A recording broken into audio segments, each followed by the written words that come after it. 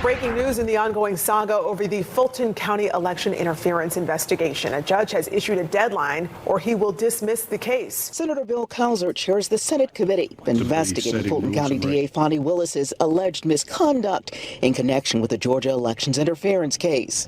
After months of back and forth and legal challenges, the committee announced during Friday's hearing that Willis is scheduled to appear before them on November 13th. Attorneys are still working out the terms. She has agreed to testify. Fani finally folds. Y'all already know that's going to be on the thumbnail. We're going to see if that thumbnail gets some clicks. Fani finally folds. And we're back, y'all. Thank you for watching today. Go ahead and hit that like button, my people. You know that it helps us out a ton. And of course, it helps you because it helps us keep bringing you these stories every day. Y'all, two big major developments as it relates to y'all girl. You're seeing her on the screen. You know who she is. Fani, is it D. Willis? Is it T. Willis? Fani something in the middle. I'm not going to say it. Fani something Willis. Fani case going down into the drain Willis, y'all. She's lost everything, y'all. She's lost everything as it relates to the Trump RICO trial. And now she herself has to go and do a bit of testifying as it relates to getting chooky with her hand-picked special prosecutor, Nathan Wade. So, y'all, just to give you a little bit of the lay of the land, you know that Fani has been prosecuting Donald Trump, saying that he interfered with the 2020 election in Georgia. So she's been prosecuting him, and now she's been taken off of that case. Now the judge is actually giving them a deadline to assign a new prosecutor. Now this prosecutor cannot be out of Fani's office. So she has to transfer the entire case, the entire file, everything to an outside prosecutor, somebody who's not associated with her office, or this case is going to be dismissed. So that's the first thing. So first, she's removed from the case personally and her office. So you can't prosecute it, Fani. Neither can any of the people in your office. You're gone. You're done. It's over. It's a wrap. Finito. You know, right? So none of y'all can do this case. You need to give this case over to somebody else. And now the judge is saying, oh, and by the way, you have 14 days to do that, to give this over to another prosecutor, somebody else. I don't know who it's going to be, right? Who wants to take this case on? You have to give this over to another prosecutor, or this case is going to be dismissed. That's the first thing. And then the second thing is Fani herself she's been resisting a subpoena. The state Senate in Georgia has been subpoenaing her to come testify why she, as the prosecutor in Fulton County, was paying a guy, Nathan Wade, out of the public money and getting busy with him and accepting gifts and trips from him. Sounds like you're paying him, and then the money's just circling back around to you in the form of cash, gifts, and trips. Sounds kind of corruption-y. And by the way, you're getting chooky with them, which also doesn't sound good. So she's in a whole world of trouble, y'all. We're going to bring you all the details about that today. So let's go ahead and get into it. But before we do, y'all, make sure you take care of your money. I'm not going to make this a long one, y'all. Go to Paralegold, PARALEGOLD.com, or call 844-651-8334, 844-651-8334. If you have $50,000 to $100,000 or more in your retirement, protected from inflation, protected from monetary debasement, you're about to retire. Make sure your money's still there and it's still worth something by investing at least some of it in gold. Talk to our partners at Augusta Precious Metals. Go click the link now, get the free information, and protect your precious retirement. Breaking news in the ongoing saga over the Fulton County election interference investigation. A judge has issued a deadline or he will dismiss the case. Good evening, I'm Courtney Bryant. And I'm Russ Spencer. This afternoon, Fulton County Superior Court Judge Scott McAfee gave the state prosecuting attorneys council 14 days to appoint a new prosecutor in the case, or else that case will be dismissed. McAfee's order comes after courts removed Fulton County D.A. Fani Willis from the case. Last month, the state Supreme Court Court upheld her removal over the appearance of impropriety related to her romantic relationship with Special Prosecutor Nathan Wade, whom she hired. Even though Wade left the case last year, the courts ruled that D.A. Willis should no longer prosecute this case. So as you can see there, she has a limited amount of time to move this entire y'all. There, what is it? 18, 19 people, including the sitting president of the United States, who are under this indictment, and she has to move this to a whole. And now, after this next part of this video, after this next report, I'm gonna show you why this whole Trump case might just be DOA anyway. So we're going to get to that here in a sec, okay? But first we have to talk about Fani herself is going to be testifying in front of the Georgia Senate about her own, they call it appearance of impropriety, right? In other words, it looks like you might have done something wrong. We're not saying that you did, Fani. We're just saying it looks like it. And we want to ask you some questions about that. Let's take a look. The judge's order follows a surprise announcement from the state capitol today. A state Senate committee that has questioned the actions of Willis in the 2020 election interference case dropped another bombshell. At the end of a 90-minute public hearing, the committee chairman announced that Willis has apparently given up her legal fight and will testify before the committee next month. Fox 5's Deidre Dukes is at the state capitol with the details. A lot of new developments tonight, Deidre. A lot of new developments, that announcement coming during a 90-minute session this morning, that hearing underway at the state capitol. And as it wound to a close, we did learn that attorneys have been negotiating behind the scenes, apparently, with the committee chairman announcing that DA Fani Willis has agreed to appear before the panel and answer their questions next month. We need her input. We need her to tell us what does she think is appropriate behavior by prosecutors so that we can build it into the law. Senator Bill Cowser chairs the Senate committee investigating Fulton County D.A. Fani Willis's alleged misconduct in connection with the Georgia elections interference case. After months of back and forth and legal challenges, the committee announced during Friday's hearing that Willis is scheduled to appear before them on November 13th. Attorneys are still working out the terms. She has agreed to testify in front of our committee to honor our subpoena, and she wants to limit the scope of the questions. I'm negotiating that with her attorney now. Willis came under fire after she was accused by one of the defendants in the elections interference case of having an inappropriate relationship with former special prosecutor Nathan Wade and having financially benefited from that relationship. Both Wade and Willis denied the accusations, but following multiple hearings and appeals, Wade stepped down. In September, the state Supreme Court held up a lower court ruling disqualifying D.A. Willis from the case. I keep repeating, we're not on some witch hunt against Fani Willis here. You know, that's been left up to the judicial system, and essentially the courts have removed her from prosecution for a variety of reasons. The Senate committee doesn't have the power to prosecute Willis or remove her from office, but can make recommendations as to whether new laws or ethical guidelines are needed for DAs in Georgia. I think that's a good thing. She's been the center of attention so much, so it'll be good for her to actually come and give her side, so to speak. Now, we did reach out to Attorney Willis's attorney for comment this afternoon, and we haven't yet heard back. We're still waiting to hear their response as to this latest news that dropped this morning. Reporting at the state capitol, Deidre Dukes, Fox 5 News. Deidre, thanks. So she's going to have to go sit down and talk about why she was paying somebody out of the public money and getting chooky with him. They'll probably limit that part. As you notice, they say that her lawyers are negotiating about the questions. So they'll probably limit the chooky talk. And okay, and rightly so. Like, you don't have to go into deep details about that. But the questions about you're paying him $700,000 and the prosecution was just getting started. They didn't go to trial yet or anything. You already gave him 700 G's. And at the same time, you're going on trips and you're getting gifts and cash is being exchanged in hands. And it does look like you gave him money out of the public money. And he came back around and then gave you benefits. Where did he get the money that he was paying you for your trips? Was that the same money you just paid him? So that doesn't look good.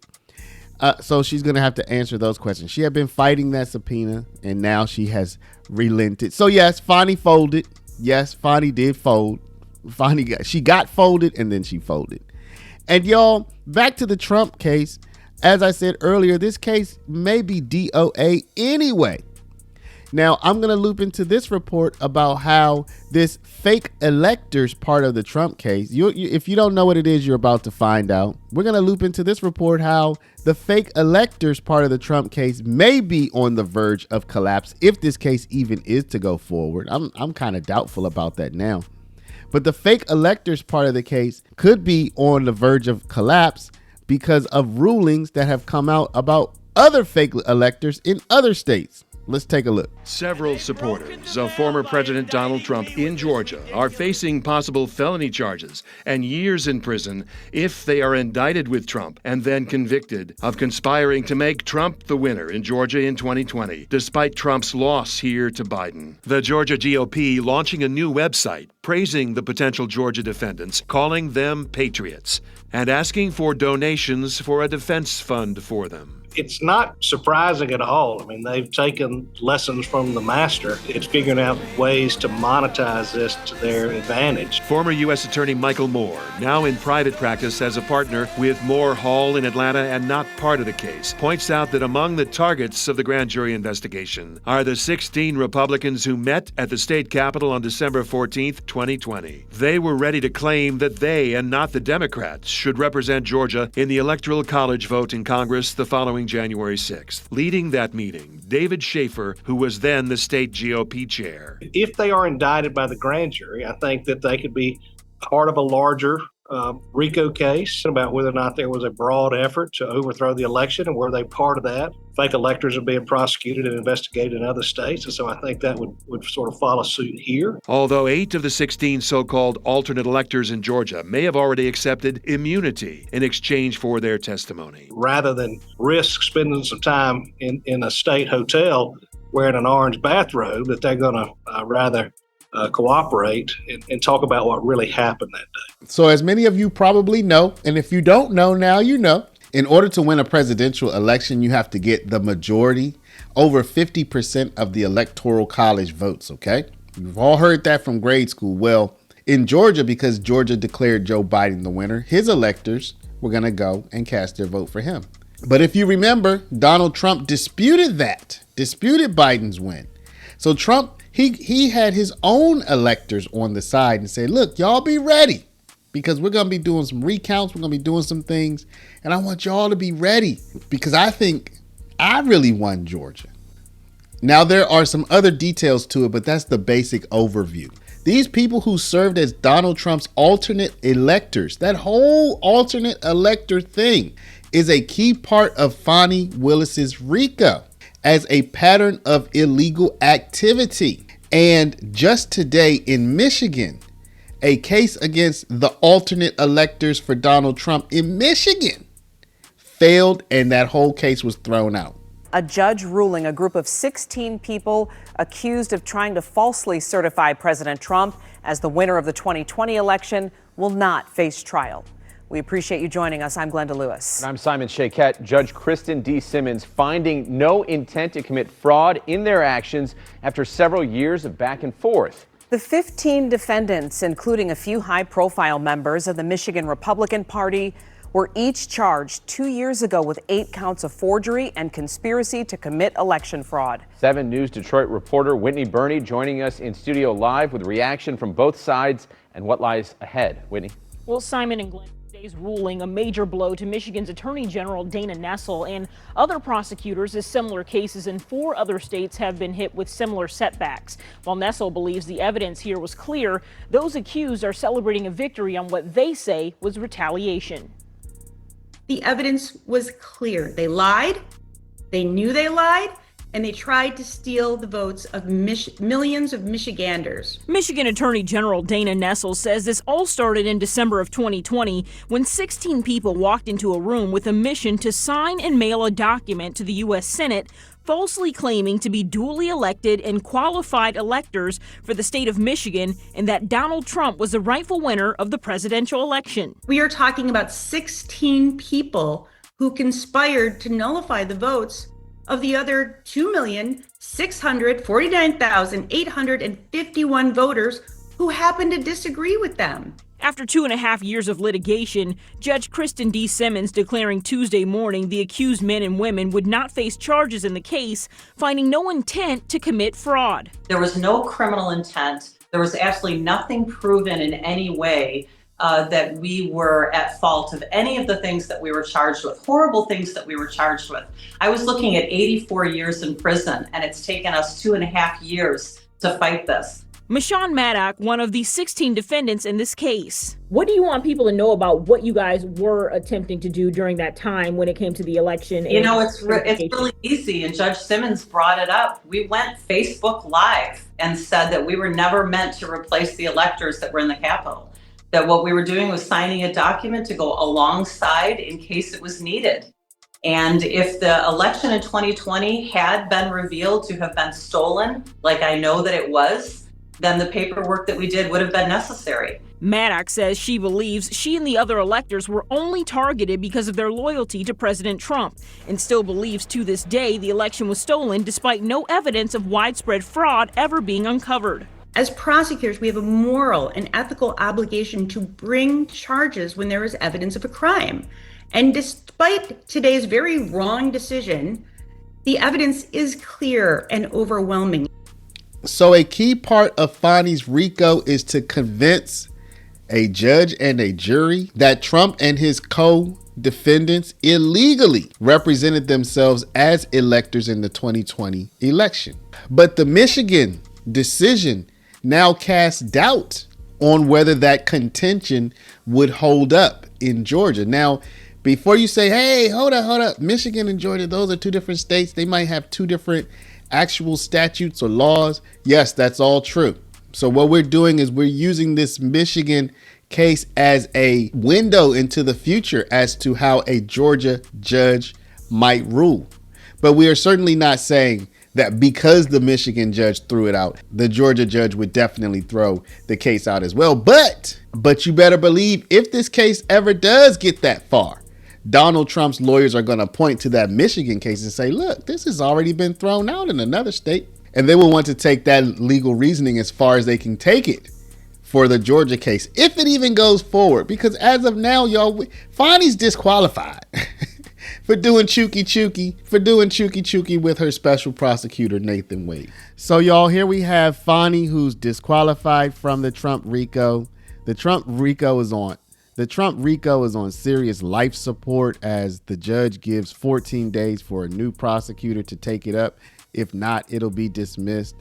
All while Fani herself is finally folding. Fani finally folds. Y'all already know that's going to be on the thumbnail. We're going to see if that thumbnail gets some clicks.